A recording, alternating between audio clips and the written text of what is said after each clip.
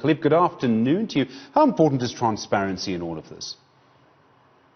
Good afternoon, Stephen. Of course, transparency is crucial. Generally, in relation to procurement, and it's been a long fight to try and get procurement processes more transparent.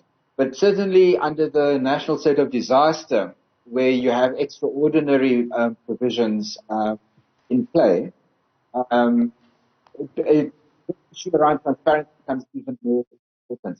So we understand the exigent circumstances need extraordinary procedures, but because of our history and our very recent history of corruption in procurement, in these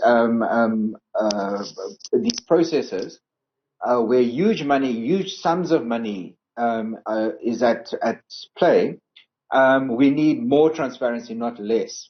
Unfortunately, the regulations haven't assisted in that, and so we've seen PPEs being one of them, but the food distribution has been another area where there's been huge corruption and huge exploitation and opportunism, where people see a gap. Maybe not all of the controls are in place, and so people grab the opportunity. And so millions of rand that ought to have been dedicated to dealing with the health pandemic, like with PPE, but also the food insecurity issues arising out of the lockdown, have gone missing and have been pocketed by opportunists.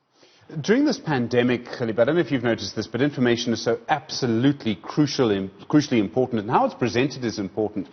Maybe it's just a personal view because I'm in the media, but it seems to me that this time has shown the value of an independent, critical, credible media. People are wearing face masks not just because government told them to, but because people they trust told them to. Absolutely. I guess one of the strengths of South Africa, still also on the African continent, is that we have an independent media that does operate and is credible. This pandemic has put that under pressure as well. We've seen the sort of bloodbath amongst journalists and news houses. So it really is something that we must ensure doesn't go under. One of the key factors in dealing with the pandemic has been the behavioral shift that is needed from everyone.